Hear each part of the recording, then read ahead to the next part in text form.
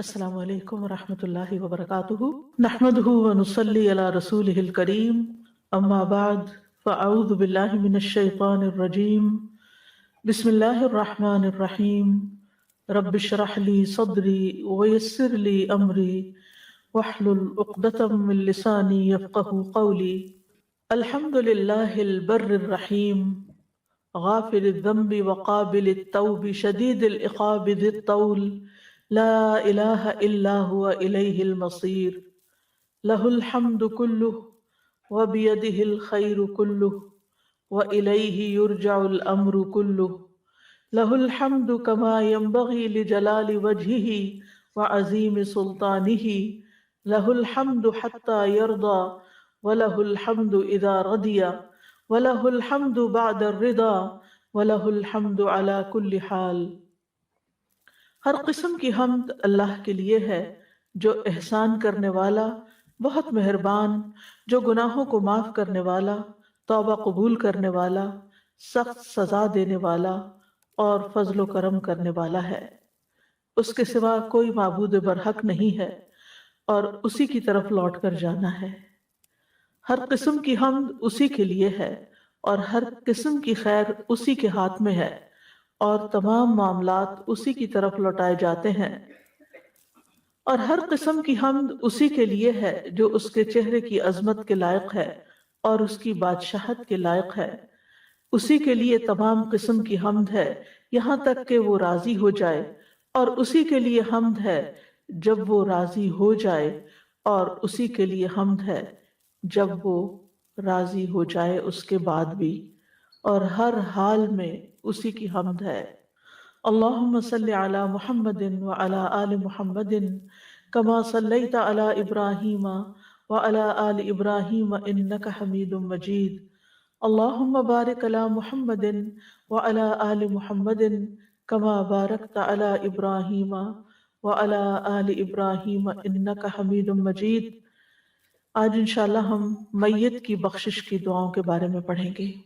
ارشاد باری تعالیٰ ہے، اور وہی ہے جو رات کو نیند میں تمہاری روح قبض کر لیتا ہے، اور وہ جانتا ہے جو تم دن کے وقت کمائی کرتے ہو، پھر وہ تمہیں اس دن میں اٹھاتا ہے، پھر وہ تمہیں اس دن میں اٹھاتا ہے تاکہ وقت مقرر پورا کیا جائے، پھر اسی کی طرف تمہارا لوٹنا ہے، پھر وہ تمہیں بتائے گا جو عمل تم کیا کرتے تھے۔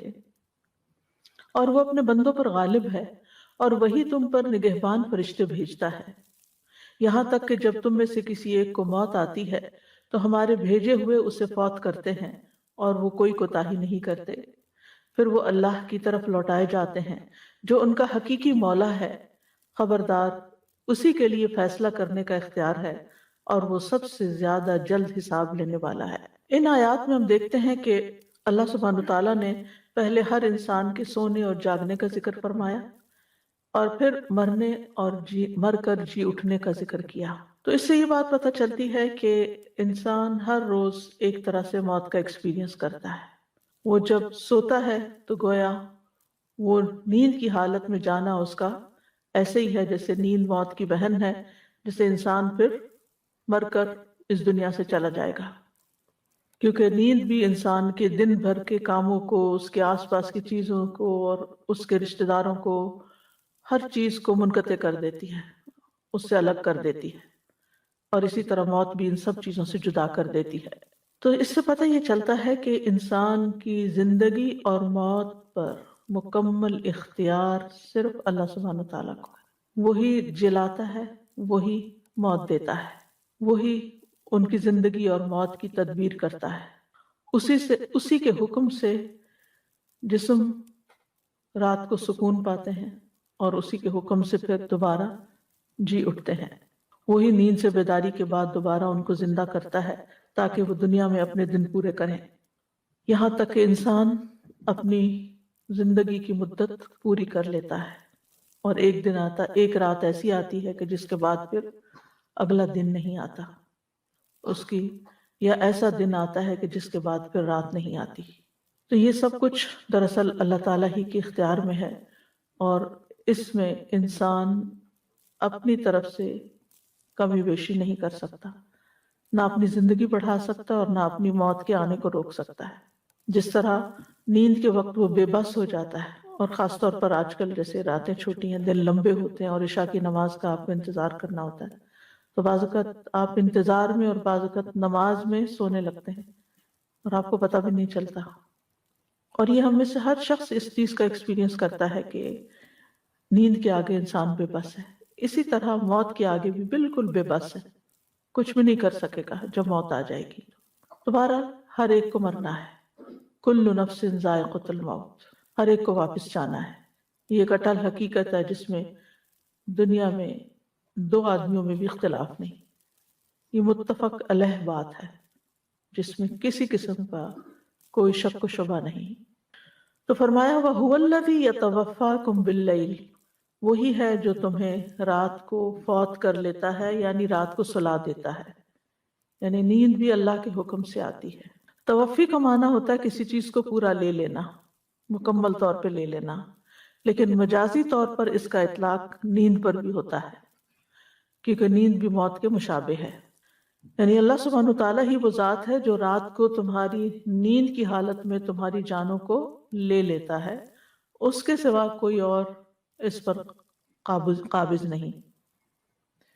اور اسی طرح مرنے کے بعد موت کے وقت بھی وہ تمہاری روحیں اسی کی طرف جاتی ہیں، انا للہ و انا الیہ راجعون۔ قرآن مجید میں لفظ سے وفات 3 معنوں میں استعمال ہوا ہے، ایک تو موت کے معنوں میں جیسا کہ اس آیت میں آتا ہے، دوسرا نیند کے معنوں میں پہلا موت کے معنی میں جیسا کہ اگلی آیت میں آئے گا، اور دوسرا نیند کے معنوں میں جو جیسے اس آیت میں آیا۔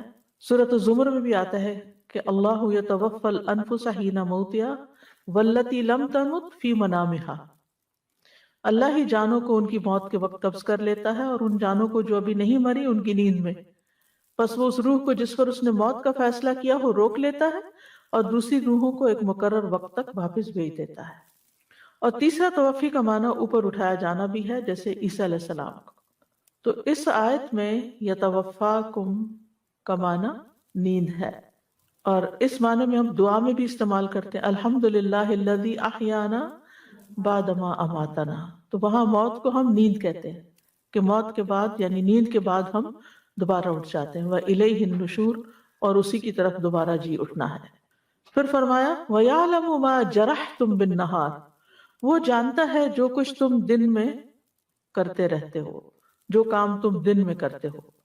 یہاں جرح کا لفظ استعمال ہو، جرح زخم کو کہتے ہیں، یعنی کسی زندہ چیز کی جلد یا چمڑے کو تیز دھار کی کینچی یا چھری، تلوار یا ناخن یا کچلی والے دانت، کچلیوں کے دانت کے ذریعے کاٹ دینا تو وہ زخم ہو جاتا ہے۔ جس کو انسان کے جو کام ہوتے ہیں جو اپنے جوارح یا اعضاء کے ساتھ کرتا ہے، یعنی اس کی حرکت جو ہوتی ہے، تو اس کو بھی مجازی طور پر عمل سے تشبیہ دی گئی، یعنی کام کرنے سے تشبیہ دی گئی۔ ما جرحتم بالنہار، یعنی جو تم زخم لگاتے رہتے ہو، دن کو کاٹتے رہتے ہو، نہیں جو اپنے کام کرتے ہو مراد ہے۔ ثم یبعثکم فیہ لیقضی اجل مسمی، پھر وہ تمہیں دوبارہ جی اٹھاتا ہے تاکہ مقررہ وقت، مقررہ مدت عمر جو ہے وہ پوری کی جائے، جو اللہ تعالیٰ نے مقرر کی ہے اور جو ماں کے پیٹ میں ہی لکھ دی جاتی ہے۔ اور اس سے پتہ چلتا ہے کہ ہر شخص کی موت کا وقت مقرر ہے۔ ثم الیہ مرجعکم، پھر تم سب اسی کی طرف لوٹ کر جاؤ گے، یعنی تمہارا لوٹنا بھی اسی کی طرف ہے۔ سورۃ المؤمنون میں اللہ سبحانہ وتعالیٰ انسان کی پیدائش کے مختلف مرحلوں کا ذکر کرنے کے بعد آخر میں فرماتے ہیں ثم انکم بعد ذلک لمیتون ثم انکم یوم القیامۃ تبعثون، کہ بے شک تم اس کے بعد ضرور مرنے والے ہو اور پھر قیامت کے دن دوبارہ اٹھائے جانے والے ہو۔ کیوں؟ ثم ینبئکم بما کنتم تعملون، پھر وہ تمہیں بتائے گا جو تم عمل کرتے رہے، یعنی قیامت کے دن دوبارہ کیوں اٹھائے گا؟ تاکہ تمہیں تمہارے اعمال کے بارے میں بتایا جائے کہ تم کیا کر کے آئے، اگر اچھے کیے ہوں تو اس پر جزا ملے گی اور اگر برے کیے ہوں تو ان پر سزا ملے گی۔ ہمارے اعمال ہمارے صحیفوں میں، اعمال ناموں میں لکھے جا رہے ہیں، اور ہر چھوٹی بڑی بات لکھی ہوئی ہے، اور وہ قیامت کے دن انسان کو دکھا دی جائے گی۔ اللہ تعالیٰ فرماتے ہیں احصاہ اللہ ونسوہ، اللہ نے انہیں گن گن کر رکھا ہے اور وہ اسے بھول چکے ہیں۔ پھر فرمایا وَهُوَ الْقَاهِرُ فَوْقَ عِبَادِهِ، وہ اپنے بندوں پر غالب ہے۔ قہر کا معنی ایجاد کرنا بھی ہوتا ہے، کسی موجود چیز کو فنا کر کے اس پہ غالب آنا بھی ہوتا ہے، اور متضاد چیزوں کو پیدا کرنا بھی ہوتا ہے۔ تو اللہ سبحانہ وتعالیٰ ان سب چیزوں پر پوری طرح قادر ہے۔ اور جو اہم معنی ہے اس کا قہر کا یا قہار کا، وہ ہے اپنے فیصلوں کو نافذ کرنے والا۔ یعنی اللہ سبحانہ وتعالیٰ جس چیز کا ارادہ کر لیتا ہے اور جو کام کرنا چاہتا ہے پھر وہ اس کو کر کے رہتا ہے، اس کو کوئی بھی روک نہیں سکتا۔ یعنی اللہ تعالیٰ کی جو تقدیر ہے اس کو کوئی ٹال نہیں سکتا، جو اس نے لکھا ہے وہ ہو کر رہے گا۔ وَيُرْسِلُ عَلَيْكُمْ حَفَظَةً، اور تم پر نگران بھیجتا ہے۔ حفظہ حافظ کی جمع ہے۔ حفیظ کا معنی ہے کسی شے کی نگرانی کا ذمہ دار۔ یہاں مراد ہے حفاظت کے فرشتے۔ حفاظت کے فرشتوں کی دو قسمیں ہیں، ایک وہ جو جسم کی حفاظت پر مامور ہیں اور ہمیں گھیرے ہوئے ہیں اور ہمارے بدن کی حفاظت کرتے ہیں، شیطان کے وار سے اور دشمنوں کے وار سے ہمیں محفوظ رکھتے ہیں۔ سورۃ الرعد میں آتا ہے لَهُ مُعَقِّبَاتٌ مِّن بَيْنِ يَدَيْهِ وَمِن خَلْفِهِ يَحْفَظُونَهُ مِنْ أَمْرِ اللَّهِ۔ ہر شخص کے لیے اس کے سامنے سے اور اس کے پیچھے سے پہرے دار مقرر ہیں۔ سبحان اللہ، ہم دیکھتے بھی نہیں اور کس طرح ہماری حفاظت ہوتی ہے، جو اللہ کے حکم سے اس کی حفاظت کرتے ہیں۔ يَحْفَظُونَهُ بِأَمْرِ اللَّهِ۔ دوسرے وہ فرشتے ہیں جن کو کرام کاتبین کہا جاتا ہے، جو اعمال کی حفاظت کرتے ہیں، ایک ایک حرکت پہ نگاہ رکھتے ہیں کہ ہم نے کہاں دیکھا، کیا کیا، کدھر قدم اٹھایا، ہاتھ کیسے اٹھایا، اسمائل کیا یا نہیں کیا، یعنی یو نیم اٹ، کوئی ایکشن ہمارا چھوٹا یا بڑا نہیں ہوتا مگر یہ کہ وہ اس کو فوراً ریکارڈ کر لیتے ہیں۔ اللہ تعالیٰ فرماتے ہیں ام یحسبون انا لا نسمع سرهم ونجواهم بلا ورسلنا لدیہم یکتبون۔ کیا وہ سمجھتے ہیں کہ ہم ان کے راز اور ان کی سرگوشیاں نہیں سنتے؟ یعنی جو چپ کے باتیں کرتے ہو تم کسی کی پیٹھ پیچھے، وہ نہیں ہم سنتے؟ کیوں نہیں؟ ہمارے بھیجے ہوئے فرشتے ان کے پاس ہی لکھتے رہتے ہیں۔ تم کر رہے ہوتے ہو جو کرنا ہوتا ہے اور وہ ساتھ بیٹھ کے ہر چیز لکھے چلے جا رہے ہیں، یہ کر رہا ہے، یہ کر رہا ہے، یہ کر رہا ہے، یہ کر رہا ہے، ساری کہانی لکھ دیتے ہیں۔ وہ اتنے ماہر ہیں، اور جو کچھ ہم کرتے ہیں ان کو پتہ بھی ہوتا ہے۔ یعلمون ما تفعلون۔ لوگوں سے ہم چھپا سکتے ہیں، فرشتوں سے کچھ نہیں چھپا سکتے۔ اب سوال ہی پیدا ہوتا ہے کہ اللہ تعالیٰ تو خود سب کچھ جانتا ہے، تو فرشتوں سے کیوں لکھواتے ہیں؟ تو صاحب کشاف کہتے ہیں، زمخشری جن کا نام ہے، مفسر ہیں قرآن کے، کہ اگر آپ کہیں کہ اللہ تعالیٰ اپنے علم کی وجہ سے اس بات سے بے نیاز ہے کہ فرشتے اعمال کو لکھیں، تو پھر لکھنے میں کیا فائدہ اور حکمت ہے؟ تو اس کا جواب وہ یہ دیتے ہیں کہ اس میں بندوں کے لیے شفقت اور نرمی ہے۔ جب ان کو معلوم ہوگا کہ اللہ ان کی نگرانی کر رہا ہے اور فرشتے جو کہ اللہ کی مخلوق میں سب سے اشرف ہیں وہ ان کے ساتھ مقرر کیے گئے ہیں اور ان کے اعمال کو ریکارڈ کر رہے ہیں اور ان کے اعمال نامے لکھتے جا رہے ہیں، اور قیامت کے دن یہ اعمال نامہ سب کے سامنے پیش ہوگا، تو یہ چیز ان کو برے اعمال سے ڈرانے میں اور برائیوں سے دور کرنے میں مؤثر ثابت ہوگی۔ یعنی جب انسان کو یہ فیلنگ آئے کہ میرے ساتھ ہے کوئی، تو کیسا لگتا ہے؟ یعنی ایک عجیب سی فیلنگ آتی ہے نا، اور پھر وہ لکھ بھی رہا ہے سب کچھ۔ اگر انسانی شکل میں کبھی تھوڑا سا ایکٹیویٹی کر کے دیکھیں نا کہ ایک بندہ اور ایک اس کے ساتھ لگا وہ، اور جو وہ کر رہا ہو وہ واقعی پریکٹیکلی، اور اگر وہ ہمیں نظر، کیونکہ انسان تو نظر آئے گا نا، لکھ رہا ہو 5 منٹ بھی ہمارے لیے سانس لینا دوبر ہو جائے، اور ہم ہر چیز بہت ہی کانشیس ہو کے کریں۔ یعنی اگر کئی بار آپ جا رہے ہیں اور کوئی ساتھ لگ جائے آپ پہ، تو آپ کو ایک خوف سا آنے لگتا ہے اس سے کہ یہ کیا ہو رہا ہے۔ اگر آپ کی گاڑی کے پیچھے کوئی گاڑی لگا لے تو اس وقت اسے یہ کیوں میرا پیچھا کر رہا ہے؟ تو فرشتے تو ہر وقت پیچھا کر رہے ہیں اور لکھ بھی رہے ہیں۔ حتی اذا جاء احدکم الموت توفته رسلنا، یہاں تک کہ جب ان میں سے کسی کی موت آتی ہے، یعنی موت کا وقت آتا ہے، موت کے اسباب یا آثار نظر آنے لگتے ہیں، تو توفته رسلنا، تو جو فرشتے اس سلسلے میں مقرر ہیں جان لینے پہ، وہ جان لینے لگتے ہیں۔ یعنی پہلے حفاظت والے فرشتے ہوتے ہیں، اب وہ اپنی حفاظت چھوڑ دیتے ہیں، اب اگر دوسرے فرشتے شفٹ لے لیتے ہیں اور وہ جان نکالنے کے عمل پر مامور ہو جاتے ہیں۔ یعنی جب موت کی ابتدائی علامات ہوتی ہیں، اور اس میں آپ دیکھیے کہ بڑی حیران کن باتیں بعض اوقات لوگ بتاتے ہیں کہ کسی بزرگ کی جیسے وفات ہونے لگتی ہے تو کہتے ہیں کہ دروازے کھول دیں، آپ لوگ ہٹ جائیں یہاں سے، وہ مہمان آئے ہیں ان کو بٹھائیں، وہ فلاں آیا ہے۔ تو سمجھ نہیں آتی لوگوں کو کہ یہ یہاں تو وہ کہتے ہیں امی جی ابا جی یہاں تو کوئی بھی نہیں ہے، وہ کہتے نہیں وہ نظر آ رہے ہیں، وہ آ گئے ہیں۔ کچھ تو لوگ مسکراتے ہیں اور کچھ ڈرتے بھی ہیں۔ تو یہ فرشتے ہوتے ہیں، اور تا حد نکاح فرشتے آ جاتے ہیں، یعنی چھوٹے موٹے بھی نہیں، دور تک جہاں تک مردے کی نظر جاتی ہے وہ فرشتے ہی فرشتے ہوتے ہیں اور وہ جان لینے آتے ہیں۔ اب یہ لمحہ کسی بھی وقت ہمارے سامنے بھی آ سکتا ہے، ہم گھر میں ہوں، باہر ہوں، کہیں پر بھی ہوں، فرشتے آئیں گے اور جان نکال لیں گے۔ اور یہ سارے ملک الموت کے معاون ہوتے ہیں، یہ خود نہیں اپنے پاس جان رکھتے روح نکال کے، تو وہ فوراً جیسے بیبی ڈیلیور ہوتا ہے نا، تو اگر نرس ہے تو نرس لے کے آگے ڈاکٹر کو پکڑا دیتی ہے، یا ڈاکٹر لے کے نرس کو پکڑا دیتے، آپ نے ہاسپٹل میں دیکھا ہی ہوگا۔ تو اسی طرح جب روح نکالتے ہیں تو نکلتی ہے تو روح جو فرشتے مقرر ہے وہ لے کے فوراً ملک الموت کے حوالے کر دیتے ہیں۔ اور جو نیک روح ہوتی ہے اس کے لیے آسمان سے ایسا کفن آتا ہے کہ جس میں خوشبو ہوتی ہے اور اس میں لپیٹ کے اس کو لے جاتے ہیں، یعنی نیک روح کو، اور جو بری روح ہے اس کے لیے برعکس سامان ہوتا ہے۔ وَهُمْ لَا يُفَرِّطُونَ، اور وہ روح قبض کرنے میں کوئی کمی نہیں کرتے، چھوڑتے نہیں کچھ بھی، پوری نکال لیتے ہیں، اور نہ ہی وقت سے پہلے نکالتے ہیں اور نہ ہی وقت کے بعد، وقت آ جائے تو ڈیلے کرتے ہیں، این ٹائم پر جو مقرر ہوتا ہے۔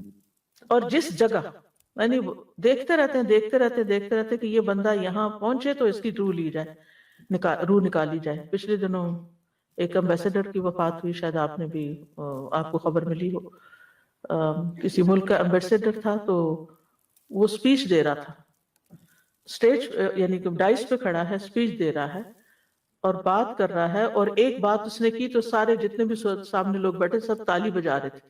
جو ہی تالی رکی تو اس کے بعد اس نے کسی کی طرف اشارہ کر کے کوئی بات کہی، اور صرف ابھی وہ بات کہی ہی تھی، ایک دم وہ وہیں گر گئے اور پھر وہیں ڈیتھ ہو گئی ان کی۔ یعنی موت جو ہے وہ جیسے حدیث میں آتا نا کہ انسان کی جوتی کی تسمے سے بھی زیادہ اس کے قریب ہے، اتنی قریب ہے، انسان کے آس پاس پھرتی ہے، لیکن آئے گی اس وقت جب اللہ کا حکم لکھا ہے، اور وہ کوئی بھی وقت ہو سکتا ہے۔ اس کے لیے ضروری نہیں کہ آپ کی پسندیدہ جگہ ہو اور پسندیدہ مقام ہو، بس یہ ہے کہ انسان دعا مانگتا رہے کہ یا اللہ ایک حسن خاتمہ ہو، انجام اچھا ہو۔ پچھلی دفعہ ہم نے حسن خاتمہ کے اوپر لیکچر بھی سنا تھا اور پھر دعائیں بھی پڑھی تھی۔ تو حسن خاتمہ کے بعد پھر یہ کہ موت کا جب وقت آ جاتا ہے تو پھر فرشتے اپنا کام کر جاتے ہیں، اور اگر نیک روح ہو تو علیین میں لے جائی جاتی ہے، اور بدکار ہو تو سجین میں پہنچائی جاتی ہے۔ ثم ردوا الی اللہ مولاہم الحق، پھر انہیں اللہ کی طرف لوٹا دیا جاتا ہے جو ان کا حقیقی مولا ہے، یعنی حساب اور جزا کے لیے اللہ تعالیٰ کی طرف لوٹایا جاتا ہے، حساب اور جزا کے لیے۔ مولا وہ ہوتا ہے جو سارے امور اور معاملات کا ذمہ دار ہوتا ہے، تو انسان کا حقیقی مولا اللہ ہی ہے، اور وہ سب کا مولا ہے، نیک بد سب کا۔ الا لہ الحکم، خبردار اسی کا ہے فیصلہ، یعنی اللہ ہی کا فیصلہ چلتا ہے، کونی قدری بھی اور دینی شرعی بھی۔ وَهُوَ أَسْرَعُ الْحَاسِبِينَ، اور وہ سب سے زیادہ تیز حساب لینے والا ہے، یعنی جس طرح وہ ایک لمحے میں دنیا کو ختم کر دے گا اور پھر ایک سور کے اوپر سب کو ڈلا اٹھائے گا، تو جس طرح بیک وقت سب لوگ قبروں سے اٹھ کے ان کے جسم بن چکے ہوں گے اور فوراً اٹھ جائیں گے، اسی طرح اللہ سبحانہ تعالیٰ بیک وقت سب کا حساب بھی لے لے گا، فوراً لے لے گا، اس کو حساب لینے میں دیر نہیں لگتی۔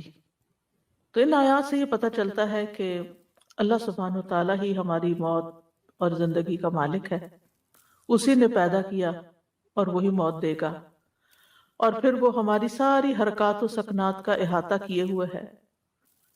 پھر یہ کہ سونا اور جاگنا آخرت کی یاد دلاتا ہے، یعنی ہر روز انسان جب سو جاتا ہے تو وہ ایک طرح سے موت کے منہ میں چلا جاتا ہے، اور پھر دوبارہ اٹھنا جو ہے وہ اسی طرح ہی ہوگا جیسے انسان نیند سے اٹھ جاتا ہے۔ لہذا موت کی یاد انسان کے دل کے اندر رہنی چاہیے، کیونکہ یہ انسان کو سیدھا رکھتی ہے، غفلت سے بچاتی ہے۔ ذنون مصری کہتے ہیں جب تم سونے لگو تو موت کو تکیہ بنایا کرو، جب تم کھڑے ہو جاؤ تو موت کو اپنی نگاہوں کا ہدف بنایا کرو، تم ایسے ہو جاؤ گویا تمہیں دنیا کی کوئی حاجت نہیں اور تمہارے پاس آخرت کے سوا کوئی چارہ نہیں۔ کعب کہتے ہیں جو موت کی حقیقت کو پہچان لیتا ہے اس پر دنیا کی مصیبتیں اور پریشانیاں ہلکی ہو جاتی ہیں. اور سبحان اللہ، یہ بات بڑی ہی سچی ہے، بہت سچی.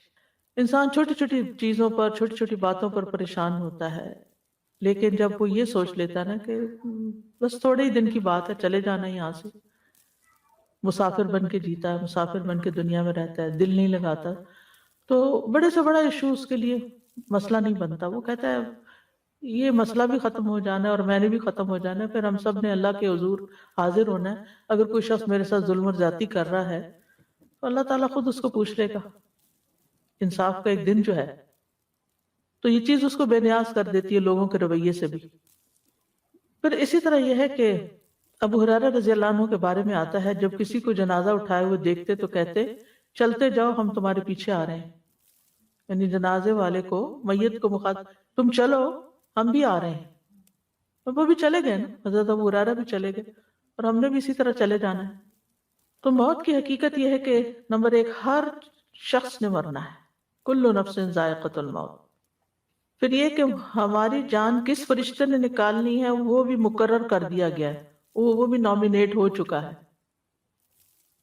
کہ فلاں شخص پر فلاں فرشتہ جائے گا.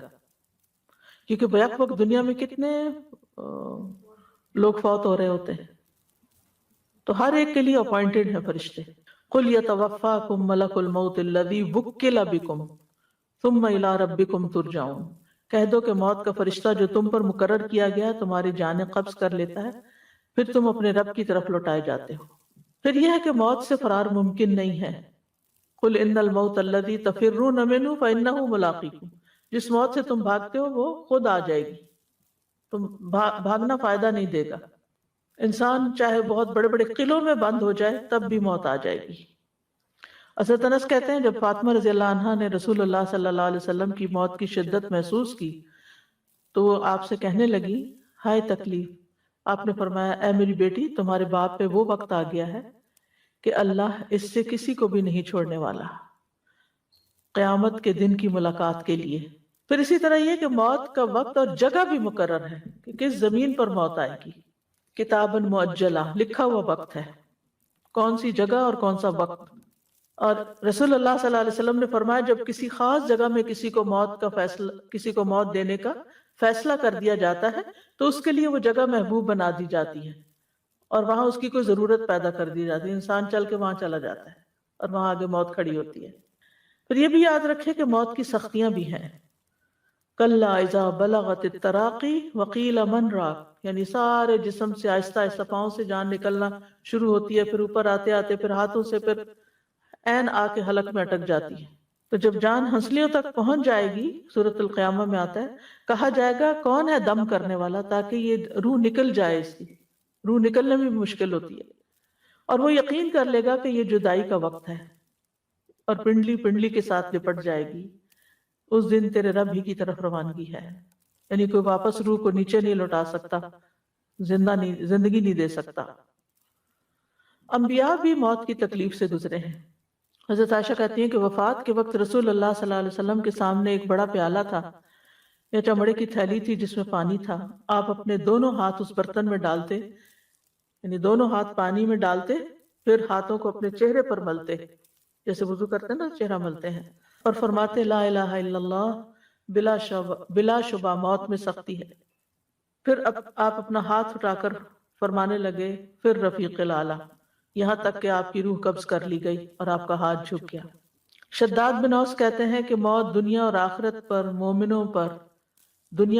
میں مومنوں پر بہت ہولناک مصیبت ہے، اور موت آریوں کے چیرنے سے بھی زیادہ سخت ہے، کینچیوں کے کاٹنے سے بھی زیادہ شدید ہے، ہانڈیوں میں کسی چیز کے جوش کھانے سے بھی زیادہ سخت ہے. اور اگر کسی آدمی کو دوبارہ زندہ کیا جائے پھر وہ دنیا والوں کو موت کی تکلیف کے بارے میں بتا دے تو لوگ اپنی زندگیوں سے فائدہ نہ اٹھا سکیں گے اور نہ ہی اپنی نیند کا مزہ لے سکیں گے. تو موت جو ہے وہ ایک گھبرا دینے والی چیز ہے. بہرحال گزرنا اس سے سب کو ہی ہے، اس منزل کو پار کرنا ہے، اس پل سے گزر کر دوسری طرف جانا ہے. لہذا عقل مند وہی ہے جو اس کی تیاری کرتا رہے. ہم اپنی دنیا کو بہت سارا وقت دیتے ہیں اور اپنی آخرت کو بھولے رہتے ہیں. دنیا کے کام بھی آخرت میں اجر کی نیت سے کریں تو وہ بھی عبادت بن جاتے ہیں ایز لانگ ایز کہ وہ جائز ہوں، حلال درست کام ہوں. لیکن آخرت سے بالکل بے فکر اور غافل ہو کر بالکل ناسمجھ لوگوں کی طرح زندگی بسر کرنا یا حیوانوں کی طرح زندگی بسر کرنا یہ اپنے ساتھ زیادتی ہے. بہرحال اب اگر قریب میں سے اپنے قریب والوں میں سے پیاروں میں سے کسی کی وفات کا وقت ہوتا ہے تو جو ہی روح نکلے سب سے پہلے انا للہ و انا الیہ راجعون پڑھے، کیونکہ وہ غم اور دکھ کا وقت ہوتا ہے. اور پھر یہ دعا اللہم اجرنی فی مصیبتی واخلف لی خیرا منہا، کہ اللہ مجھے میری مصیبت میں اجر دے اور مجھے اس کا بہتر نعم البدل عطا فرما. تو اللہ تعالیٰ اس کو بہتر نعم البدل عطا کرتے ہیں، یہ اس کا غم دور کر دیتے ہیں. پھر اپنے ساتھ تہیہ کریں کہ میں اپنی زبان سے کوئی ایسی بات نہیں کروں گا جو رب کو ناراض کرنے والی ہو. جانے والا چلا گیا، ہمارے جسم کا حصہ چلا گیا، ہمارے محبتوں کا ایک حصہ مرکز چلا گیا، لیکن اب رب کو نہیں ناراض کرنا. انس رضی اللہ عنہ کہتے ہیں کہ میں نے نبی صلی اللہ علیہ وسلم کے بیٹے کو دیکھا جو ابراہیم تھے کہ وہ رسول اللہ صلی اللہ علیہ وسلم کے سامنے دم توڑ رہے تھے. رسول اللہ صلی اللہ علیہ وسلم کی آنکھوں سے آنسو جاری ہو گئے تو آپ نے فرمایا آنکھوں سے آنسو جاری ہیں اور دل غمگین ہے، مگر زبان سے ہم وہی کہیں گے جو ہمارے رب کو پسند ہے، اور اللہ کی قسم ہے ابراہیم ہم تمہاری جدائی سے غمگین ہیں. یعنی غم دل میں آنا کوئی برا نہیں. نبی صلی اللہ علیہ وسلم پہ بھی غم آیا تھا، آپ کی آنکھوں سے بھی آنسو جاری ہوئے تھے، جس سے یہ پتہ چلتا ہے کہ مردوں کے لیے رونا منع نہیں ہے. غم اور تکلیف کے وقت اگر کسی کے آنسو بہہ جاتے ہیں تو اس کو آر نہیں دلانی چاہیے کہ تم نے کوئی غلط کام کیا ہے، کیونکہ یہ دل کی نرمی کی علامت ہوتے ہیں یہ آنسو. پھر یہ کہ اللہ کی ناراضگی والی بات نہیں کرنی کوئی کہ کیوں اللہ تعالیٰ نے ایسے کیا، یا میرے ساتھ ہی کیوں ہوا، یا میرے ساتھ تو بڑی زیادتی ہو گئی. نعوذ باللہ، ایسا کچھ بھی نہیں. کیونکہ ہمارے پاس جو کچھ ہے، چاہے مال ہے یا اولاد ہے یا دوست رشتہ دار ہیں، وہ سب اللہ کی ایک نعمت ہے. ہم نے کچھ دے کے نہیں لیا ہوا ان کو، اللہ نے ہی دیا ہے. اور اللہ تعالیٰ جب چاہے واپس لے سکتا ہے، جیسے ام سلیم نے اپنے بیٹے کی وفات پہ کیا تھا. اپنے شوہر کو کیسے بتایا تھا کہ اگر اللہ تعالیٰ اگر کوئی شخص تمہیں کچھ دے امانت کے طور پر اور پھر وہ واپس لینے آ جائے تو تم ناراض ہوگے. تو اس نے کہا تمہارا بیٹا بھی اللہ کی امانت تھا، اس نے واپس لے لیا. رسول اللہ صلی اللہ علیہ وسلم نے فرمایا جب کسی آدمی کا بچہ فوت ہو جاتا ہے تو اللہ تعالیٰ فرشتوں سے فرماتا ہے کیا تم نے میرے بندے کے بیٹے کی روح قبض کی؟ وہ عرض کرتے ہیں ہاں. اللہ تعالیٰ فرماتے ہیں تم نے اس کے دل کا ٹکڑا قبض کر لیا؟ وہ عرض کرتے ہیں جی ہاں. پھر اللہ تعالیٰ پوچھتے ہیں میرے بندے نے کیا کہا؟ حالانکہ اللہ تعالیٰ خود جانتے ہیں، لیکن پوچھتے ہیں اس بات کی اہمیت دینے کے لیے. فرشتے عرض کرتے ہیں اس نے تیری تعریف کی اور انا للہ و انا الیہ راجعون پڑھا. اللہ تعالیٰ فرماتے ہیں میرے بندے کے لیے جنت میں ایک گھر بنا دو اور اس کا نام بیت الحمد رکھو، کہ اس نے اتنی بڑی تکلیف کے موقع پر بھی میری تعریف ہی بیان کی. کسی کی بھی موت پر انسان صبر سے کام لے، کیونکہ صبر کرنے والوں کے لیے خوشخبری ہے. وبشر الصابرین، اور ان کے لیے بہت بڑا اجر ہے. انما یوفی الصابرون اجرہم بغیر حساب، صبر کرنے والوں کو ان کا اجر بلا حساب دیا جائے گا، یعنی ان گنت. پھر صبر جو ہوتا ہے نا صدمے کی پہلی چوٹ پر ہوتا ہے، جو ہی خبر ملے اس وقت صبر. حال دعائی ڈال کے پھر اس کے بعد کہ اب ہم صبر کر رہے ہیں تو وہ تو صبر نہیں ہے. اور خاص طور پر بچوں کی وفات پر صبر. تو نبی صلی اللہ علیہ وسلم نے فرمایا قسم اس کی جس کے ہاتھ میں میری جان ہے، پیدا ہونے سے پہلے فوت ہونے والا بچہ اپنی ماں کو اپنی عمل سے کھینچ کے جنت میں لے جائے گا جب وہ اس پر ثواب کی نیت سے صبر کرے. تو اگر وہ کچا بچہ جو ہے وہ لے جا سکتا ہے تو جو بڑا بچہ ہو اس کے بارے میں کیا کہنا کہ اگر ماں اس پر صبر کرتی ہے. پھر اسی طرح یہ ہے کہ دوسروں کو بھی صبر کی تلقین کرنی چاہیے. آس پاس میں جو لوگ ہیں وہ کوئی ایسی بات نہ کریں جو اللہ تعالیٰ کو ناراض کرنے والی ہو. اسامہ بن زید کہتے ہیں کہ نبی صلی اللہ علیہ وسلم کی ایک صاحبزادی نے آپ کو اطلاع بھجوائی کہ میرا ایک بیٹا مرنے کے قریب ہے، آپ اس کے لیے تشریف لائیں. آپ نے انہیں سلام کہلوایا اور فرمایا ان للہ ما اخذ ولہ ما آتا وکل عندہ باجل مسمی فلتصبر ولتحتسب. اللہ ہی کا ہے جو اس نے لے لیا، یعنی غم نہ کرو، یہ جو تم فوت ہو رہا ہے یہ اللہ ہی کا ہے، اور جو اس نے دیا وہ بھی اسی کا تھا، اور ہر چیز اس کے ہاں وقت مقرر پر واقع ہو جاتی ہے، اس لیے صبر کرو اور اللہ سے ثواب کی امید رکھو۔ پھر اسی طرح جزا فضا نہیں کرنا چاہیے۔ جزا کہتے ہیں بری بات منہ سے نکالنے کو اور بدگمانی کرنے کو۔ رسول اللہ صلی اللہ علیہ وسلم نے فرمایا، دو آوازیں دنیا اور آخرت میں ملعون ہیں، نعمت ملنے پر گانا بجانا اور مصیبت کے موقع پر جزا فضا کی آوازیں نکالنا۔ یعنی رونا منع نہیں ہے، لیکن رونے کے ساتھ بول بول کے رونا منع ہے، اور عجیب و غریب آوازیں نکالنا منع ہے۔ پھر نوحہ نہیں کرنا چاہیے۔ رسول اللہ صلی اللہ علیہ وسلم نے غم کے وقت چلا کر رونے والی، سر منڈوانے والی اور گریبان چاک کرنے والی عورتوں سے اپنی بیزاری کا اعلان کیا ہے۔ یعنی عورت کو اپنے پورے بال منڈوانے نہیں چاہیے۔ اب آپ سوال کریں گے کہ کیموتھراپی سے سارے گر جائیں، تو وہ تو اس نے تو نہیں منڈوائے نا، وہ تو گر گئے، بیماری کی وجہ سے ایسا ہوا، وہ اس میں نہیں آتا۔ آپ صلی اللہ علیہ وسلم نے فرمایا، وہ شخص ہم میں سے نہیں جو اپنے چہرے کو پیٹے، گریبان کو چاک کرے اور جاہلیت کی سی پکار پکارے۔ پھر میت کے پاس خیر کے کلمات بولنے چاہیے، اچھی بات کرنی چاہیے۔ ام سلمہ سے روایت ہے کہ رسول اللہ صلی اللہ علیہ وسلم ابو سلمہ کے پاس تشریف لائے تو ابو سلمہ کی آنکھیں کھلی ہوئی تھی، آپ نے ان کو بند کر دیا، پھر فرمایا، جب روح قبض کی جاتی ہے تو نگاہ اس کے پیچھے جاتی ہے، آنکھیں۔ اچھا، اب یہ جو بات ہے یہ بہت سکیری ہے۔ روح نکل گئی ہے تو اس کا مطلب ہے آنکھیں کام کر رہی ہیں، تبھی تو وہ دیکھ رہی ہیں۔ فَبَصَرُكَ الْيَوْمَ حَدِيدٌ، نگاہ اتنی تیز ہو گئی کہ روح جو زندگی میں نظر نہیں آتی وہ اس مرنے والے کو موت کے بعد نظر آ رہی ہے، وہ بھی نظر آ رہی ہے۔ قرآن میں آتا ہے فَبَصَرُكَ الْيَوْمَ حَدِيدٌ، آخرت میں بھی اس کی نگاہ تیز ہوگی۔ اور میں نے آپ کو کچھ دن پہلے وہ واقعہ سنایا تھا، ریسنٹلی جو ریسرچ کی گئی ہے کہ ایک 80+ ایئر کا شخص مشینوں کے نیچے تھا، جس کی دماغ کی جو ویوز ہیں اور اس کی ایکٹیویٹی ہے وہ پوری طرح مانیٹر کی جا رہی تھی، کہ اچانک اس پہ ہارٹ اٹیک ہوا اور اس کی ڈیتھ ہو گئی، جبکہ اس کی ساری سکیننگ چل رہی تھی ابھی۔ تو وہ جو موت کی کیفیت تھی، اس کے وقت دماغ کا کیا حال تھا، سب کچھ سکین ہو گیا، اور اس کی پرنٹ بھی نیٹ پہ موجود ہے۔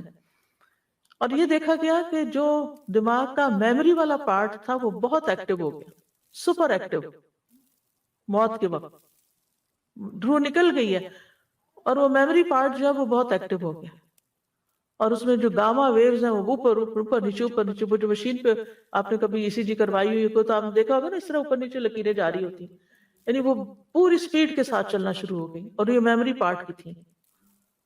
تو اس سے پھر مزید انہوں نے تحقیق کی تو وہ کہتے ہیں کہ جو مرنے والا ہوتا ہے اس کو پیدائش سے لے کر موت تک کے سارے واقعات، ساری چیزیں اس کے نگاہوں کے سامنے آنے لگتی، اس کے اچھے برے کام سب آ جاتے ہیں اس کے سامنے۔ اسی کے بارے میں پھر وہ کہتے ہیں کہ یوم یتذکر الانسان ما سعی، جس دن انسان یاد کرے گا کہ اس نے کیا کیا بھاگ دوڑ کی دنیا میں، کیا کر کے آیا۔ تو اس لیے اگر انسان کا کوئی وقت نیکی کے کام میں گزرتا ہے تو اس کو چیریش کرنا چاہیے، اس کو بوجھ سمجھ کے نہیں کرنا چاہیے، اس کو خوش ہونا چاہیے، شکر ہے ہمارا یہ وقت کسی اچھے کام میں گزرا ہے۔ لیکن ہمارا نفس جو ہے نا وہ جلدی تھک جاتا ہے اور بور ہونے لگتا ہے کہ اب یہ کیا بند کے بیٹھ جاؤ ایک قید کی طرح، کچھ اور بھی کریں، اور کتنی چیزیں ہوں گی جن کو دیکھ کر انسان افسوس کر رہا ہوگا۔ تو بہرحال روح جب نکلتی ہے تو نبی صلی اللہ علیہ وسلم نے فرمایا، جب یہ صحیح مسلم کی روایت ہے، جب روح قبض کی جاتی ہے تو نگاہ اس کے پیچھے جاتی ہے، اس لیے کیا فرمایا، آنکھیں بند کر دو۔ یہ جو ہمارے یہاں میت کی آنکھیں بند کرتے ہیں نا فوراً، وہ اسی وجہ سے۔ پھر ان کے گھر کے لوگوں نے رونا شروع کر دیا تو آپ نے فرمایا، اپنے آپ پر خیر ہی کی دعا کیا کرو، بے شک فرشتے تمہاری بات پہ آمین کہتے ہیں۔ یعنی میت کے بارے میں صرف اچھی بات کرو، رونا دھونا بند کرو۔ مغیرہ بن شعبہ کا انتقال ہوا تو جریر بن عبداللہ خطبہ دینے کے لیے کھڑے ہوئے اور فرمایا، میں تمہیں اللہ کے تقوی کی وصیت کرتا ہوں، جو اکیلا ہے اس کا کوئی شریک نہیں، اور تم بات سنو اور اطاعت کرو جب تک تمہارا دوسرا امیر نہیں آ جاتا۔ پھر فرمایا، مغیرہ بن شعبہ کے لیے استغفار کرو، اللہ تعالیٰ اس کو معاف کرے، کیونکہ مغیرہ درگزر کرنے کو پسند کرتے تھے، ان کی اچھی تعریف بھی کی۔ اس واقعے سے مسند احمد میں دو باتیں پتہ چلتی، ایک تو یہ کہ جب کوئی فوت ہو جائے تو وہاں پر اگر کوئی شخص کچھ واعظ نصیحت کر لے تو کوئی بری بات نہیں ہے، جیسے کہ ان صحابی نے بوقت ضرورت کی۔ ٹھیک ہے، یہ ایک روٹین نہیں تھی، کوئی رسم رواج نہیں تھا کہ کوئی فوت ہو تو ساتھ ہی درس شروع کر دیا جائے، لیکن اگر لوگ وہاں موجود ہیں تو وقت ضائع کرنے کی بجائے ان کو اگر کوئی تعلیم دے دی جائے تو اس میں کوئی حرج کی بات نہیں ہے۔ اور دوسری بات یہ کہ وہ ان کی تعریف کر رہے تھے کہ یہ میت یعنی کہ جو مغیرہ تھے وہ لوگوں کو معاف کر دیا کرتے تھے، تو ان کے لیے دعا کرو کہ اللہ تعالیٰ ان کو بھی معاف کر دے۔ اللہ کو صحابی رسول تھے، ان کو بھی بخشش کی دعا چاہیے تھی۔ پھر اگر میت کے ساتھ آپ کا کوئی اختلاف ہو، کوئی ناراضگی ہو چکی ہو، کوئی بات ہو، تو اب اس کو بلا دیں، وہ پہنچ گیا اپنے انجام کو، اب آپ معاف کریں اس کو۔ نبی صلی اللہ علیہ وسلم نے فرمایا مردوں کو برا نہ کہو کیونکہ انہوں نے جیسا عمل کیا اس کا بدلہ پا لیا۔ سنن نبی داؤد کی روایت میں ہے نبی صلی اللہ علیہ وسلم نے فرمایا جب تمہارا ساتھی وفات پا جائے تو اسے چھوڑ دو، اس کے عیب بیان نہ کرو، اب معاف کر دو اس کو۔ پھر یہ کہ جلد از جلد کفنانے دفنانے کا انتظام کرو۔ نبی صلی اللہ علیہ وسلم نے فرمایا جنازہ لے کر جلدی چلا کرو، کیونکہ اگر وہ نیک ہے تو تم اس کو خیر کی طرف آگے کر رہے ہو، اور اگر وہ اس کے سوا ہے تو ایک شر ہے جسے تم اپنی گردنوں سے اتار دیتے ہو۔ پھر اسی طرح پہلا کرنے کا کام یہ ہے کہ اگر میت پہ کوئی قرض ہو تو اعلان کر دینا چاہیے فوراً کہ اگر کسی کا بھی قرض ہے تو وہ بتائے، کوئی دلیل لائے، اور دفنانے سے پہلے اس کا قرض ادا کر دینا چاہیے اسی کے مال میں سے، اور اگر نہیں تو کوئی اور رشتہ دار ذمہ داری لے لے، کیونکہ قرض کی دعاؤں میں نے تفصیل سے آپ کو بتایا تھا کہ جب تک قرض ادا نہ ہو انسان سکون نہیں پا سکتا قبر میں، کیونکہ شہید سے بھی سارے گناہ معاف ہو جاتے ہیں لیکن قرض کا گناہ نہیں معاف ہوتا۔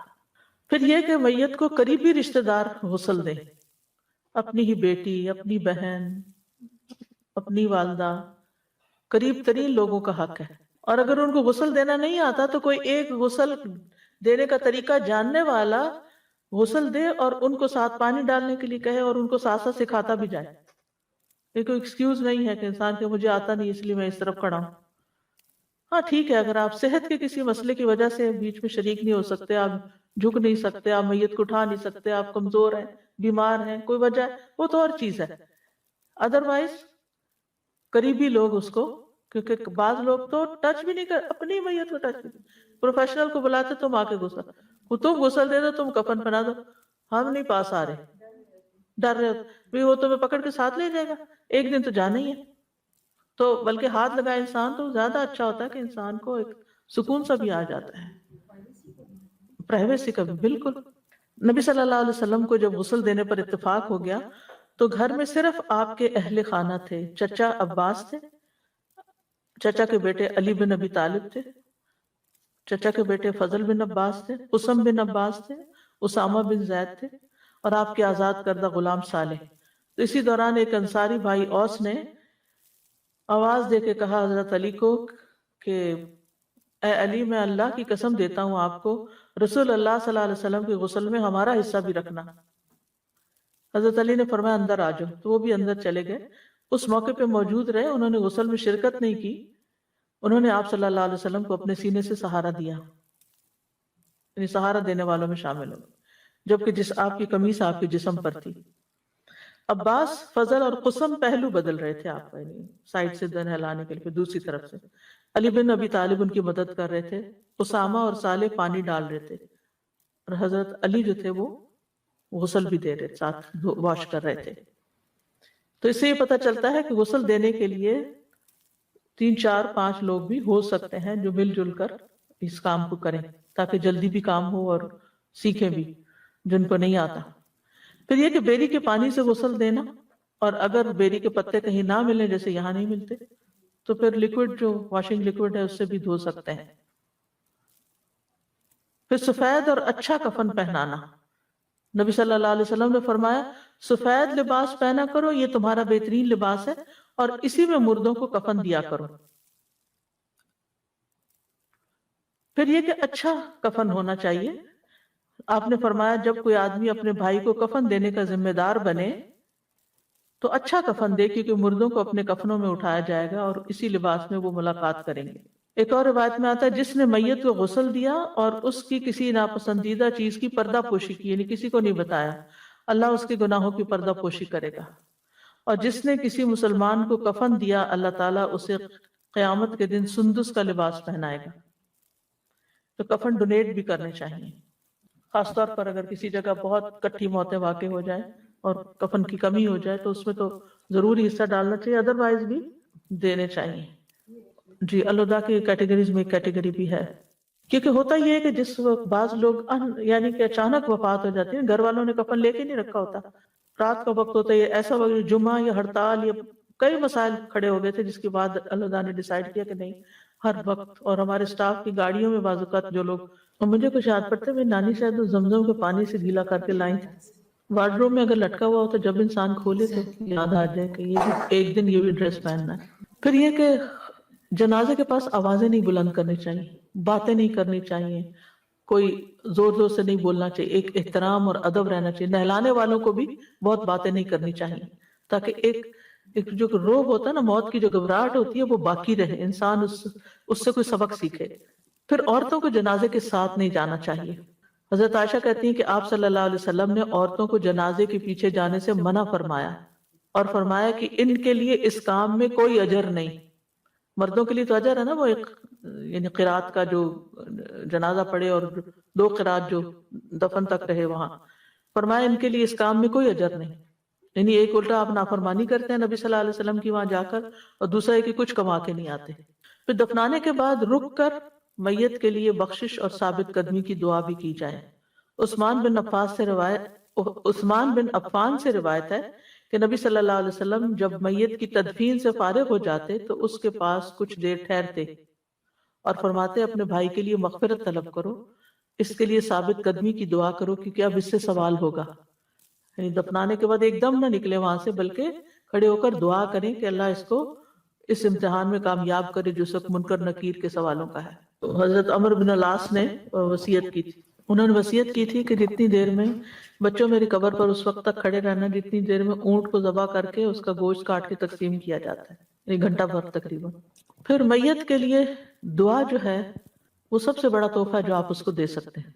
نبی صلی اللہ علیہ وسلم جب میت کو دفن کر کے فارغ ہو جاتے تو اس کی قبر پر رکتے اور فرماتے اپنے بھائی کے لیے استغفار کرو، بخشش کی دعا مانگو، خاص طور پر اولاد کی دعا، کیونکہ نبی صلی اللہ علیہ وسلم نے فرمایا جب انسان مر جاتا ہے تو اس کے اعمال کا سلسلہ ختم ہو جاتا ہے، سوائے 3 چیزوں کے جن کا ثواب میت کو پہنچتا رہتا ہے: صدقہ جاریہ، یا لوگوں کو فائدہ دینے والا علم، یا نیک اولاد جو میت کے لیے دعا کرتی ہے۔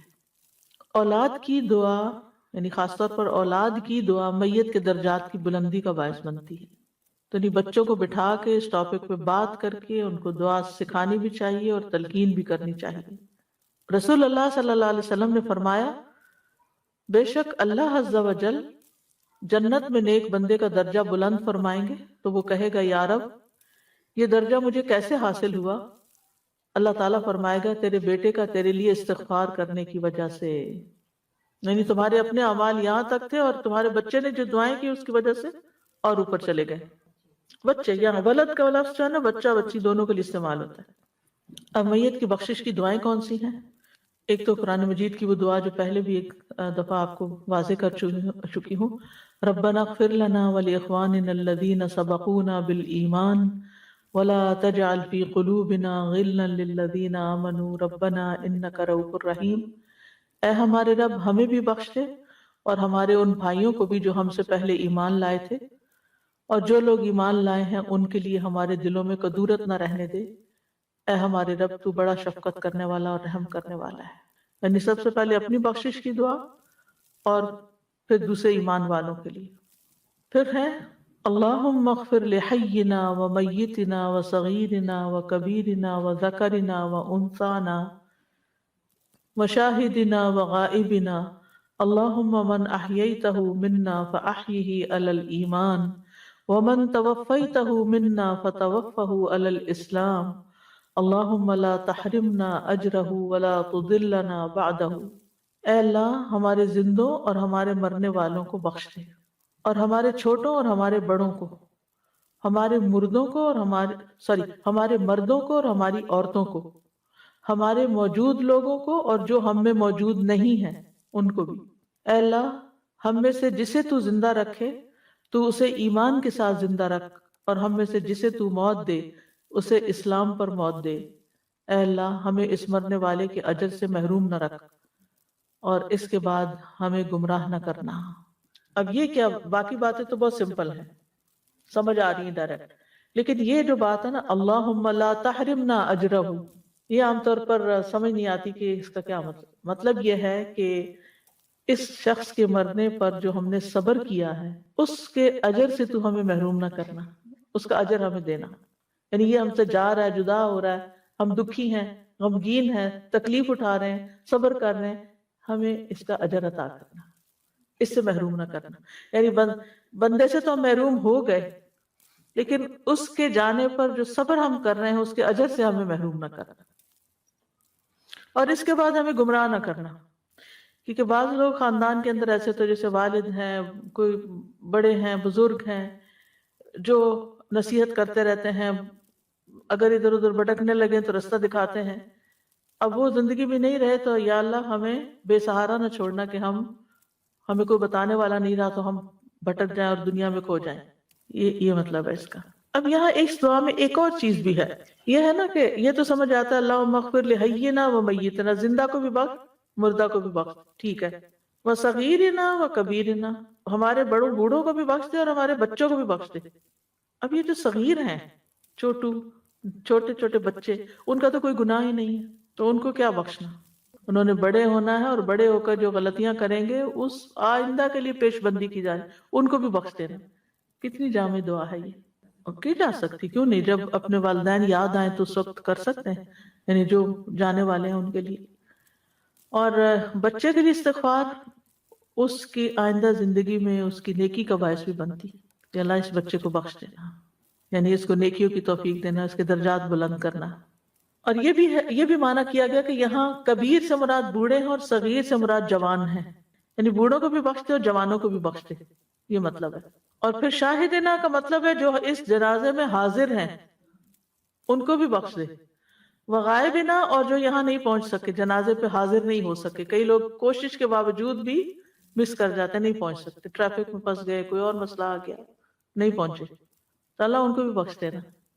کتنی خوبصورت دعا ہے۔ اور پھر زندگی ایمان پر دے اور موت اسلام پر دے، یعنی ایمان کے ساتھ جو زندگی ہے اس میں اسلام بھی داخل ہے، یعنی اپنے دل کے اندر یقین ہو اور ساتھ ہی عمل بھی ہو، اور جب تم یا اللہ جب تو ہماری روح قبض کرے تو ہم تیرے فرما بردار بندے ہوں، توفہ علی الاسلام۔ اللہ تعالیٰ ہمیں اس کے بعد گمراہ نہیں کرنا، ہم موت سے عبرت حاصل کرنے والے ہوں، تیری ملاقات کی تیاری کرنے والے ہوں۔ اس دعا کے تھوڑے تھوڑے لفظ کچھ اور روایات میں مختلف بھی ہیں، چھوٹی چھوٹی بھی ہیں وہ، اللہم اغفر لحینا و میتنا و شاہدنا و غائبنا و صغیرنا و کبیرنا و ذکرنا و انسانا، اس میں ہمارے مردوں کو بھی اور ہماری عورتوں کو بھی، ٹھیک ہے، یہ اضافہ ہے۔ ایک اور ہے سنن نسائی کی، اللہم اغفر لحینا و میتنا و شاہدنا و غائبنا و ذکرنا و انسانا و صغیرنا و کبیرنا۔ مسند احمد کی روایت میں ہے اللہم اغفر لحینا و میتنا و شاہدنا و غائبنا و صغیرنا و کبیرنا و ذکرنا و انسانا، اللہم من احییتہ منا فاحیہ علی الاسلام ومن توفیتہ منا فتوفہ علی الایمان۔ یہاں الٹ ہو گیا، اسلام پہلے ایمان بعد، جی، یعنی باتیں وہی ہیں، صرف ورڈ آگے پیچھے ہوئے میں، تو اس سے فرق نہیں پڑتا اتنا، لیکن جو بھی دعا آپ کو یاد ہو آپ پڑھ سکتے ہیں۔ ایک اور بڑی خوبصورت دعا ہے، صحیح مسلم کی ہے، اللہم اغفر لہ وارحمہ وعافہ واعف عنہ واکرم نزلہ ووسع مدخلہ واغسلہ بالماء والثلج والبرد ونقہ من الخطایا کما ینقى الثوب الابیض من الدنس اللہم ابدلہ دارا خیرا من دارہ واہلا خیرا من اہلہ وزوجا خیرا من زوجہ وادخلہ الجنۃ واعذہ من عذاب القبر ومن عذاب النار۔ یہ بھی بڑی خوبصورت دعا ہے، اے اللہ اس کو بخش دے اور اس پر رحم فرما اور اسے عافیت عطا فرما اور اسے معاف کر دے اور اس کی بہترین مہمانی فرما اور اس کی قبر کو کشادہ فرما اور اسے پانی، برف اور اولوں سے دھو دے اور اس کے گناہوں کو اس طرح صاف کر دے جیسے کہ تو سفید کپڑے کو میل کچیل سے صاف کرتا ہے، اور اسے اس کے گھر کے بدلے بہتر گھر عطا فرما، اس کے گھر والوں سے بہتر گھر والے عطا فرما، اس کی بیوی یا شوہر سے بہتر زوج عطا فرما اور اسے جنت میں داخل فرما اور اسے قبر یا آگ کے عذاب سے بچا لے، قبر سے یا آگ کے عذاب سے بچا لے، اور باب بھی آتا ہے وَمِنْ عَذَابِ النَّارِ، اور آگ کے عذاب سے بچا لے۔ تو یا اللہ اس میت کو بخش دے اور رحم فرما۔ رحمت جو ہے یہ بخشش سے زیادہ عام ہے، کیونکہ بخشش رحمت کا ایک حصہ ہے۔ بخشش چھوٹی چیز ہے، رحمت بڑی چیز ہے۔ یعنی جب اللہ تعالیٰ کسی بندے پہ رحم فرماتا ہے تو اس کو بخش دیتا ہے، اور اس کی رحمت میں سے ہے کہ اسے جنت میں بھی داخل کرتا ہے۔ جنت کا نام بھی رحمت ہے، اور اس کی رحمت میں سے ہے کہ اس کے درجات بھی بلند کرتا ہے۔ ٹھیک ہے، تو بخشش ایک حصہ ہے، لیکن ساتھ ہی رحمت بھی مانگنی چاہیے۔ وہ آپ ہی، اور اس کو محفوظ رکھ، یعنی جہنم کے عذاب سے بچا کے رکھ۔ واعف عنہ، اور اس کی خطائیں معاف کر دے۔ وَأَكْرِمْ نُزُلَهُ، یہ جو اکرم نزلہ ہو نا کہ اس کی اچھی مہمانی فرما، تو نزل کہتے ہیں، نزل من غفور الرحیم قرآن میں بھی آتا ہے، وہ کھانا جو مہمان کے لیے تیار کیا جاتا ہے۔ یعنی یا رب یہ روح جو تیری طرف آ رہی ہے یہ تیری مہمان ہو، اور اس کے لیے اچھی مہمانی ہو، یعنی اس کا اجر و ثواب محفوظ ہو اور اس رب کی رضا ہو۔ وَوَسِّعْ مُدْخَلَهُ، مدخل سے مراد داخل ہونے کی جگہ یعنی قبر ہے، یعنی قبر وسیع کر دے۔ وَاغْسِلْهُ بِالْمَاءِ وَالثَّلْجِ وَالْبَرَدِ، اور اس کو پانی، برف اور اولے سے دھو ڈال۔ یہ تینوں چیزیں سب آپ کو تو بہت اچھی طرح معلوم ہے کہ اولے اور برف کیا ہوتی ہے، کیونکہ جو لوگ کبھی برف نہیں دیکھتے، مجھے کسی نے ذکر کیا کہ جب وہ پہلی دفعہ انگلینڈ آئی اور انہوں نے برف دیکھی تو انہوں نے سمجھا شاید قیامت آ گئی ہے کہ یہ کیا چیز گرے جا رہی ہے آسمان سے نا۔ کچھ لوگوں کے لیے کانسیپٹ نہیں، اب تو خیر سوشل میڈیا کی وجہ سے بچے کو بہت ساری چیزیں پتہ چل گئی ہیں، لیکن پہلے اتنا عام نہیں تھا یہ سب کچھ۔ ابن قیم کہتے ہیں کہ انہوں نے اپنے استاد ابن تیمیہ سے اس دعا کے بارے میں دریافت کیا کہ پانی، برف اور اولوں کے ساتھ دھونے کا کیا معنی ہے؟ گناہوں کو تو پانی سے نہیں دھویا جاتا، پھر برف اور اولوں کا ذکر کیوں کیا گیا؟ جبکہ گرم پانی کسی چیز کو پاک اور صاف کرنے میں زیادہ مؤثر ہوتا ہے، تو پھر ٹھنڈی چیزوں کا کیوں ذکر کیا گیا کہ اس سے دھویا جائے؟ تو انہوں نے جواب دیا کہ خواہشات، گناہ اور نافرمانیاں دل کو حرارت دیتی ہیں اور کمزوری اور ڈھیلا پن اور سستی دیتی ہیں، تو اس لحاظ سے پانی، برف اور اولوں سے دھونا ہی مناسب ہے۔ پانی سے پاکیزگی حاصل ہو جاتی ہے کیونکہ گناہ دل کو نجس اور گندا کر دیتے ہیں، اور جو وہ ڈھیلے یعنی اس سے ڈھیلا پن آتا ہے، سستی آتی ہے۔ آپ دیکھیں کہ اگر آپ سست ہو رہے ہیں تو گرم پانی سے منہ دھوئیں گے یا ٹھنڈے سے؟ ٹھنڈے سے، ٹھیک ہے۔ تو گناہوں کی وجہ سے انسان کے اندر کمزوری آتی ہے اور ڈھیلا پن اور سستی آتی ہے، تو اس لیے ٹھنڈا استعمال کرنا زیادہ فائدے کا ہے۔ وَنَقِّهِ مِنَ الْخَطَايَا كَمَا نَقَّيْتَ الثَّوْبَ الْأَبْيَضَ مِنَ الدَّنَسِ، دنس سے مراد میل کچیل۔ اے اللہ اس کو خطاؤں اور گناہوں سے اچھی طرح پاک صاف کر دے، جیسے سفید کپڑا دھو کے صاف ستھرا ہو جاتا ہے ایسا صاف ہو۔ یعنی دعا مانگنے کے الفاظ یاد رکھیے، دعا مانگنے میں جو ورڈنگ ہے وہ بہت کاؤنٹ کرتی ہے کہ آپ کن لفظوں کے ساتھ مانگ رہے ہیں، کیا کہہ رہے ہیں۔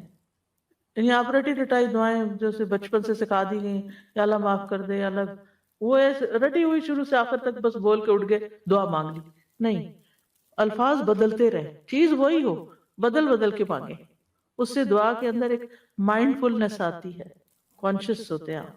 وَأَبْدِلْهُ دَارًا خَيْرًا مِنْ دَارِهِ، یا اللہ اس کو بدل کر دے، یعنی دنیا کے گھر کے بدلے وہاں کا گھر اچھا سا دے، یا تو قبر کے اندر یا پھر جنت کے محلات میں سے۔ خَيْرًا مِنْ دَارِهِ، اس فانی دنیا میں جو اس نے گھر بنایا تھا اس سے بہتر گھر عطا کر اس کو۔ وَأَهْلًا خَيْرًا مِنْ أَهْلِهِ، اور اس کے اہل و عیال دنیا کے اہل و عیال سے بھی زیادہ بہتر ہوں، یعنی جو اس کے آس پاس لوگ ہوں۔ اہل سے مراد خادم اور بچے ہوتے ہیں۔ وَزَوْجًا خَيْرًا مِنْ زَوْجِهِ، اور سپاؤس بھی دنیا کے سپاؤس سے بہتر۔ دو صورتیں ہیں اس میں۔ نمبر 1، اگر شوہر فوت ہو چکا ہے یا دنیا کا شوہر اچھا ہے لیکن دنیا میں انسان کو آپس میں رہتے ہوئے کوئی رنجشیں بھی ہو جاتی ہیں، کوئی ناراضگیاں بھی ہو جاتی ہیں، کوئی دل میں ایسی چیزیں بھی ہوتی ہیں کہ انسان ایک دوسرے سے پوری طرح خوش نہیں ہوتا، کہ کچھ لوگ کمپرومائز کر کے جی رہے ہوتے ہیں، تو اگر اسی بندے نے آخرت میں جوڑا بننا ہے تو یہ اس حالت سے بہتر ہو جائے، یعنی یہ زوج کی جو اس وقت کی حالت ہے نا، یعنی کچھ شکایت ہے آپ کو ان سے، تو یا اللہ مرنے کے بعد وہ جب آخرت میں ساتھی بنے تو بہترین حالت میں ہو۔ دوسرا یہ کہ اگر یہ جہنم میں جا رہا ہے تو پھر جو دوسرا زوج مل رہا ہے یا مل رہی ہے وہ اس سے بھی بہتر ہو، یعنی اگر آپ چینج کر رہے ہیں، ایکسچینج یعنی چینج کر رہے ہیں، تبدیلی ہو رہی ہے، تو پھر وہ زیادہ بہتر ہو، اس جیسا نہ ہو، اس سے یعنی یہ اتنی حیرت انگیز دعا ہے کہ اب دل ہو بدل کر دے، یعنی یہ والا نہیں چاہیے، یعنی جس حال میں یہ دنیا میں ہے یہ والا حال نہیں چاہیے، اس سے اچھا حال چاہیے ہمیں، اس سے اچھی شکل چاہیے، اس سے اچھی اخلاق چاہیے، اس سے اچھے معاملات چاہیے، تو پھر ہی جنت کا مزہ ہے۔ اگر جنت میں بھی وہی کچھ کچھ لگی رہی اور ہر روز کوئی نہ کوئی اختلاف، کوئی نہ کوئی مسئلہ مسائل، تو پھر مزہ نہیں رہے گا نا جنت کا۔ اور اٹس ویری نیچرل کہ ہسبینڈ وائف میں کسی نہ کسی بات پر کچھ نہ کچھ اختلاف ہو ہی جاتا ہے، کیونکہ عورت عورت ہے، مرد مرد ہے، دونوں کی جنسی فرق ہے، تو پھر وہ دماغی فرق ہے، ایک جذبات سے کام لیتا ہے اور ایک بہت عقل سے کام لیتا ہے، تو پھر جذباتی فیصلوں پر عقل والوں کو اعتراض بھی ہو جاتا ہے، تو یا جذبات والوں کو عقل والوں پہ اعتراض ہو جاتا ہے کہ تو بہرحال وہاں پر یعنی دنیا سے بہتر حال ہوگا، کیونکہ کچھ لوگوں کو اس پہ بڑا ہوتا ہے اچھا جنت میں بھی یہی لوگ ہوں گے، انہی سے ہی رہنا ہوگا، تو اللہ تعالیٰ ان سب کو جو گھر والے ان کو بھی اچھا بنا دے، اور جو گھر ہے اٹ سیلف وہ بھی اچھا ہو، اور جو ساتھی ہو وہ بھی بہت اچھا ہو۔ جی وَأَدْخِلْهُ الْجَنَّةَ، اور اس کو جنت میں داخل کر دے، وَأَعِذْهُ مِنْ عَذَابِ الْقَبْرِ، اور اس کو قبر کے عذاب سے نجات دے، وَمِنْ عَذَابِ النَّارِ، اور آگ کے عذاب سے، یعنی دوبارہ اٹھنے کے بعد عذاب سے، یا تو ابتدا سے ہی جہنم سے بچا لے کہ قبر میں، یا یہ کہ اگر وہ جہنم میں جانا ہی ہے اس نے تو ہمیشگی نہ ہو اس کے لیے، اس کو وہاں سے نکال دے۔ اچھا بعض لوگ ان کو ضمائر کو تبدیل کر لیتے ہیں، مؤنث کی ضمیر لگاتے ہیں، تو بہتر یہ ہے کہ میت کا لفظ جو ہے نا وہ مرد اور عورت دونوں کے لیے استعمال ہوتا ہے، تو اسی صیغے میں مردوں کے لیے بھی اور عورتوں کے لیے دعا پڑھی جا سکتی ہے۔ پھر ایک اور دعا ہے اللہم اغفر لہ ورحمہ واغسلہ بالبرد واغسلہ کما یغسل الثوب، اے اللہ اس کو بخش دے اور اس پر رحم فرما اور اسے اولوں سے دھو دے اور اسے اس طرح دھو دے جیسے کپڑا دھویا جاتا ہے۔ آپ صلی اللہ علیہ وسلم نے میت پر یہ نماز جنازہ میں پڑھی تھی۔ ایک اور دعا ہے اللہم ان فلان ابن فلان فی ذمتک وحبل جوارک حبل جوارک فقہ من فتنة القبر وعذاب النار وانت اہل الوفاء والحق اللہم فاغفر لہ وارحمہ انک انت الغفور الرحیم۔ اے اللہ فلاں بن فلاں تیری ذمہ ہے، تیرے ذمہ میں یعنی تیری کفالت میں، یعنی جو مر کے جا رہا ہے نا اب یہ تیرے حوالے ہے اور تیری ہمسائیگی اور امان میں آ گیا ہے، سو تو اسے قبر کی آزمائش اور آگ کے عذاب سے محفوظ رکھ، تو اپنے وعدے وفا کرنے والا اور حق والا ہے۔ اے اللہ اسے بخش دے اور اس پر رحم فرما، بے شک تو بہت ہی بخشنے والا اور رحم کرنے والا ہے۔ یہ جو ہے نا فی ذمتک کہ تیری امانت تیرے عہد تیری حفاظت میں ہے، یہ بھی بڑی اچھی دعا ہے، یعنی اب ہم تو اس کے لیے کچھ نہیں کر سکتے، اب وہ تیرے حوالے ہو گیا۔ اور یہ حبل جوارک کا مطلب کیا ہے؟ عربوں کی عادت ہے کہ عربوں کی عادت تھی اس زمانے میں کہ وہ کوئی سفر کرنے لگتا تو جہاں سے وہ گزرتے تھے کچھ لوگ ان کو خوف زدہ کرتے تھے، امن والے سفر نہیں ہوتے تھے، تو جب کوئی شخص سفر کا ارادہ کرتا تو وہ ہر قبیلے کے سردار سے عہد لے لیتا، تو اس کی وجہ سے جب تک وہ ان کی حدود میں ہوتا وہ امن میں آ جاتا کہ ان کی قوم کا کوئی بندہ چھیڑے گا نہیں، ٹھیک ہے، ان کی پناہ لے لیتے تھے۔ جب اگلے کی حد میں داخل ہوتے تو پھر ان کے سردار سے عہد لیتے، تو یہ حبل الجوار ہے، یعنی عہد و پیمان جب تک وہ اس علاقے کی حدود میں ہو، تو مراد ہے پناہ دینا اور امن سے اور مدد کرنے سے ہے مانا، یعنی یہ تیرے ایمان لایا ہوا تیرے ذمہ میں ہے اور تیرے قرب کے راستے میں ہے، تیرے پڑوس میں آ رہا ہے، اور انت اہل الوفاء والحق یعنی تو وعدوں کا پورا کرنے والا ہے، اہل الوفاء، اور تو صاحب حق ہے، اور تو بہت زیادہ گناہوں کو بخشنے والا ہے، اس کو بخش دے۔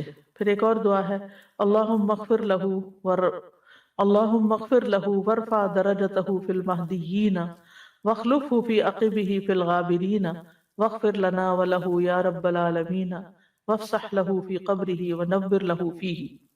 اے اللہ اس کو بخش دے اور ہدایت یافتہ لوگوں میں اس کا درجہ بلند فرما اور باقی لوگوں میں اس کا جانشین مقرر فرما۔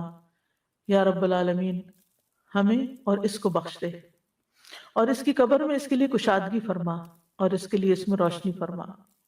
نبی صلی اللہ علیہ وسلم نے ابو سلمہ کی وفات پر ان کے لیے دعا کی تھی کہ اے اللہ اس کو بخش دے، یعنی انہوں نے تو نام لیا تھا، میت کے لیے نام لے کے بھی دعا کرنی چاہیے، یعنی ابو سلمہ کی غلطیاں اور گناہ معاف کر دے۔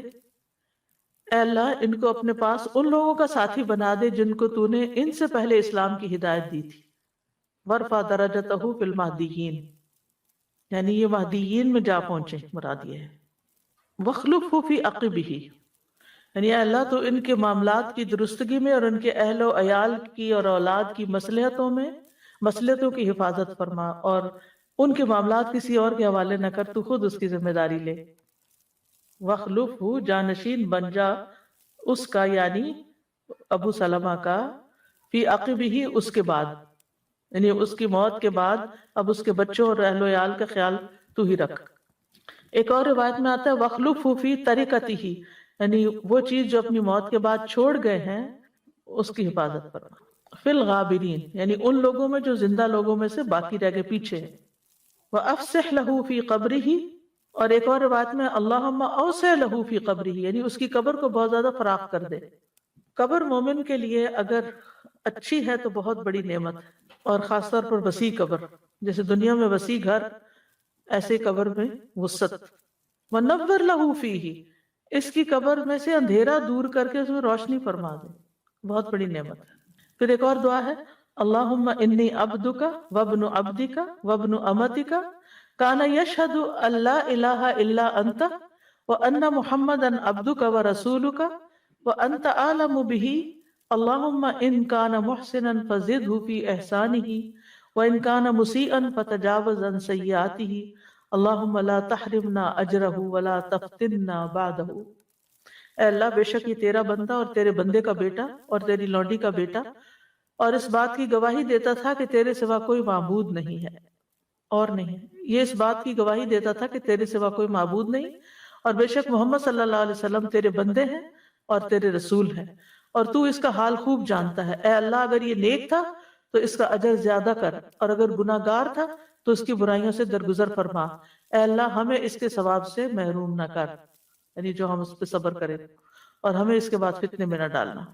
پھر ہے اللہم عبدک وابن امتک احتاج الی رحمتک وانت غنی عن عذابہ ان کان محسنا فزدہ فی احسانہ وان کان مسیئا فتجاوز عنہ۔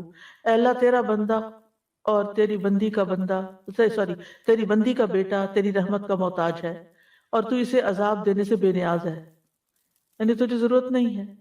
اگر وہ محسن تھا تو اس کے احسانات پر ثواب بڑھا دے، اور اگر برائیوں پر تھا تو اسے درگزر فرما۔ پھر میت کی، یعنی بچے کی میت ہو تو اس کے لیے بھی دعا ہے الگ، اللہم اعیذہ من عذاب القبر، اللہ اس بچے کو قبر کے عذاب سے بچانا۔